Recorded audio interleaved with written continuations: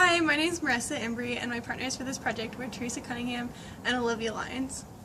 So for this project we decided to do the organization of code blues within the hospital setting. And we decided to do this because during our med-surg clinical rotations we were able to observe a few code blues happening. And we observed that they were really disorganized and there was a lack of communication among the code blue team members. So for our project we decided that we could come up with a few solutions in order to help fix this problem and this lack of organization. And we thought about enhancing the communication between the team members and a few other ideas that we will further discuss. Hi Johnny, I'm just here to take your vital signs. Johnny? Johnny? Uh-oh, I don't feel a pulse. I think that we should call code. Someone help! Help! Someone! Code blue! What? I think. Oh my gosh. He's not breathing. What's going on? He's not breathing. Okay, I don't know where the code card. I can't find it. Where's the code card? I found it. Wait, are you getting it? I thought I was getting it. I thought you were supposed to get it. Who is this? What's your name? Are you a doctor? We need a doctor. Someone help! I don't know what to do. I think. Should I start CPR? Yeah. I don't know. Yeah, start. What's this? I don't know where the breathing We is. need nitro? No. Someone get some meds. Drugs? That I don't. I don't know where anything is in here. Someone help! We need the AED. Okay, I'll go look for it. Activate the AED! Ready? Oh, I think you're supposed to be breathing. In hospitals, there are many procedures and policies that each code team needs to follow when a code blue is called. Some of these general principles are assessing the situation quickly, knowing your area, the geographic area, ensuring safety for the staff, patient, and other bystanders, initiating a response from the patient, calling for help, aka the code blue emergency, and commencing appropriate treatment following the basic life support flowchart. Also checking response to verbal and tactile stimuli, care of the ABCs, airway, breathing, and circulation, and control of bleeding. In order for a code team to be ultimately effective, they must be efficient in three main things. They must be organized, they must be proficient in their knowledge of skills that they're performing on these patients, and they must have effective communication within their team. Even though code teams are generally face a relatively common set of circumstances, such as using a standardized set of practice, the ACLS support team, they have a large set of diverse circumstances that cause them to have problems within the code. So ultimately, the teams are arriving quickly to provide these life-saving supports, and they're providing them to patients that they don't know anything about, and they don't have any background knowledge of these patients. They're also working with team members that they most likely don't know and have never worked with before, which is hard, and they're working in locations that they might be unfamiliar with, such as in a unit that they've never worked on before. So in 2007, a study was conducted that looked at code's effectiveness. The study had team members provide a mock code in a simulation setting. So ultimately, the study findings found that the major deficits in the code team's performance included deficits in following the ACLS algorithm. So this is just a standardized practice that the code team is supposed to follow when performing codes. They also found that there were delays or interruptions in performing the CPR, so starting the CPR late, and ultimately this could lead to the death of the patient. They also found that there were delays in the first defibrillation, and there were delays in IV access, or there wasn't even any IV access done at all, and so the patient couldn't get proper fluids or what they needed, the proper medications given. They also found that there were deficits in universal precautions, so not using proper gloves or masks in situations where they should have, and there were poor team leadership and organizational skills, and this is one of the ones that we're focusing on for our project. They also found that there was a lack of team member role identification, so team members not knowing what they were supposed to do in this specific situation, and that was causing problems when performing the code. They also found that a lot of times there were too many unnecessary personnel during the code, and this was causing trouble because there was too much noise and too many people in the room, and this also caused disorganization.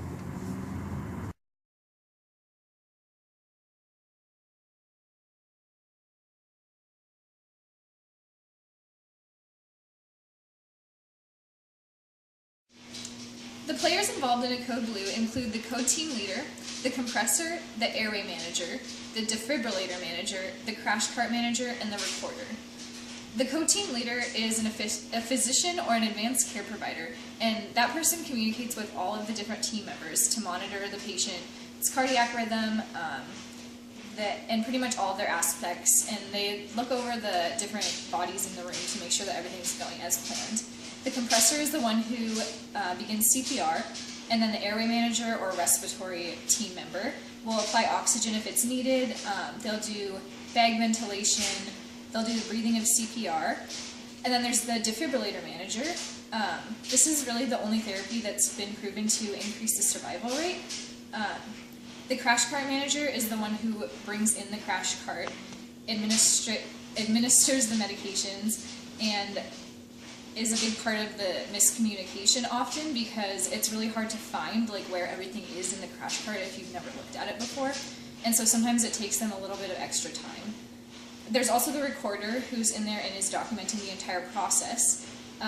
They are the one who calls out when the compressor and the respiratory need to switch roles during CPR, and they also every 2 minutes say the time, the last medication given, and they also document the cardiac rhythm before a shock is given, and then they reassure that the compressions begin immediately right after the shock.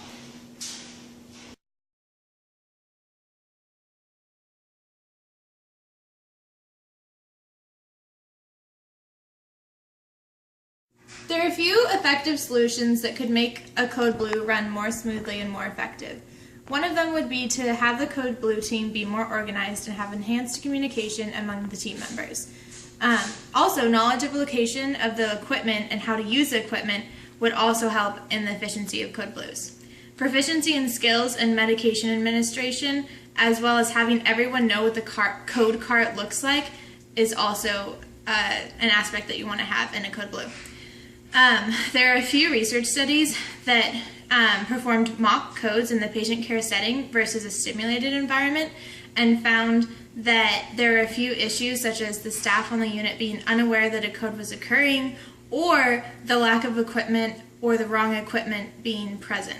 And so they suggested just to have the equipment be on the floor, labeled in an area where everyone knew where it was, and the code nurse would be able to find it quickly and in an efficient time manner, as well as understanding what everyone's roles are in the code blue. In a survey or scientific study entitled Code Blue, Do You Know What to Do?, it really emphasized improving efficiency in code organization and management, and that this would benefit and that people could benefit from the lessons learned in the field. So every code blue that goes wrong, everybody learns something from it and can take away a lesson or two. In a study published in a journal entry called Instituting Code Blue Drills in the OR, they suggested that to be effective during a code blue event, perioperative personnel must be able to properly execute a response plan and perform seldom used skills and procedures. They developed and implemented a code blue drill educational experience for the OR staff so that they could better understand what goes on during a code blue, how to have effective communication, who was playing which role, and where all the equipment was. That'll help facilitate smooth and effective progression during a code blue and use good teamwork, communication, and proper med administration. The cons is that it's kind of hard to track and monitor as well as implement interventions for a code blue because each one is so hectic and goes so differently. It's also hard to track because potential death of the patient could be due to the ineffectiveness of the code team, or it could just simply be that the patient was past the point of saving.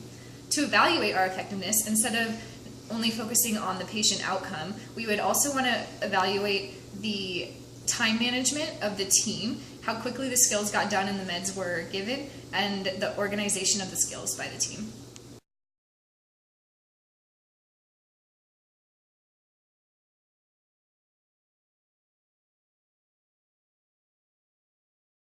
Lisa, can you teach me what's in the code card?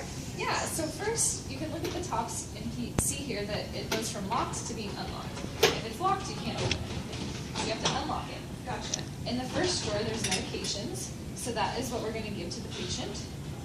In the second drawer, we have airway management, so this has our oxygen hookups. Okay. In this cart, we have IV insertion with syringes and needles and normal saline flushes. In this drawer here, there's resources and checklists. Good to know.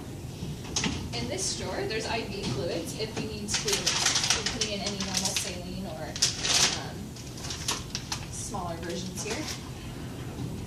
And then in this drawer, there's just some extra stuff, especially for oxygen and suctioning. Yeah, so we have the suction, we have the hookup for the suction, and here's some compressed oxygen.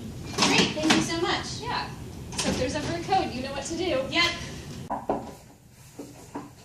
Hi, Johnny. I'm Nurse Marissa. How are you feeling today? Johnny?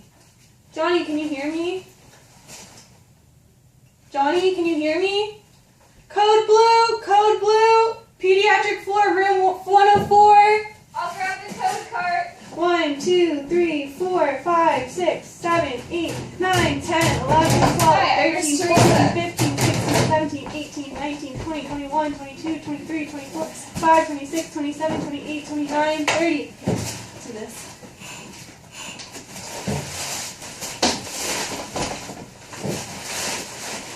Hi, I'm Dr. Olivia. I have the EED. 6, 7, 8, 9, 10, 11, 12, Nurse Teresa, push 1 milligram epinephrine IV stat. 19, 20, 21, 1 milligram epinephrine IV stat. 26, 27, 28, 29, 30.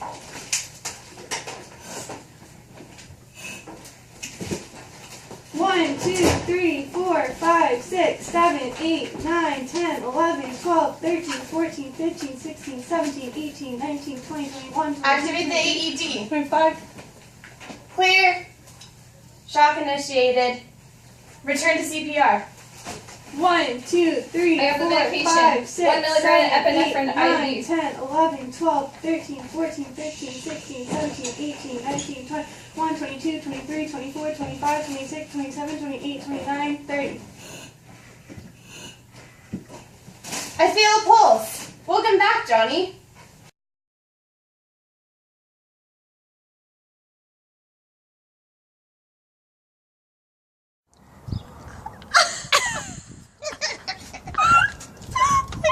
Okay, we start over.